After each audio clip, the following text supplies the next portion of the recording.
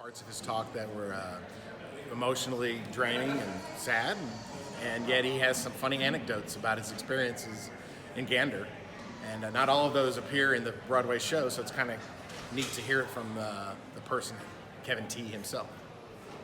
I'm up actually at this bit in Melbourne, so I came up to make sure I was here in time for today, and I'm really glad that I did because it gave a significant amount of depth that you don't necessarily get from having just watched or heard Come From Away, because there's so many people portrayed in the one show by so few people. To hear more about the actual experience around Gander and around 9/11 and what happened subsequently and what we can take from that in a more tangible sense than just sort of an aura, as Kevin explained coming out of the show, to have a clear idea of what that aura actually means and how we need to be using that and interpreting that in our modern world.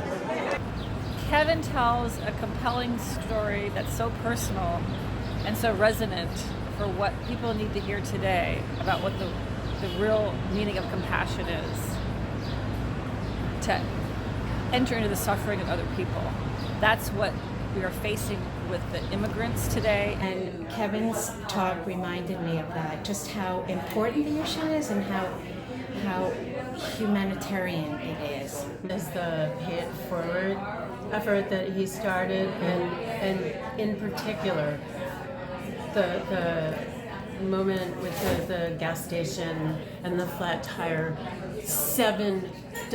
That's what really got me, was he said the amount $7, and the idea that could make someone say that his life was changed is so tragic and so beautiful at the same time.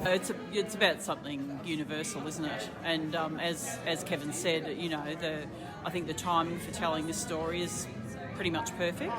So I mean, what he's talking about is something I think that we used to talk about a lot more, about kindness and compassion, and we've kind of lost that, I think, in society, and it's really interesting for me to sort of hear that dialogue again. I think that we all have a kindness within us, but sometimes it's awfully hidden, and listening to Kevin, I felt for an hour that my kindness was getting closer to the surface, and maybe it'll stay there for a while. The time we live in now is a post 9/11 time, and things can't go back to the way they were, but things can move forward and be better than what they were.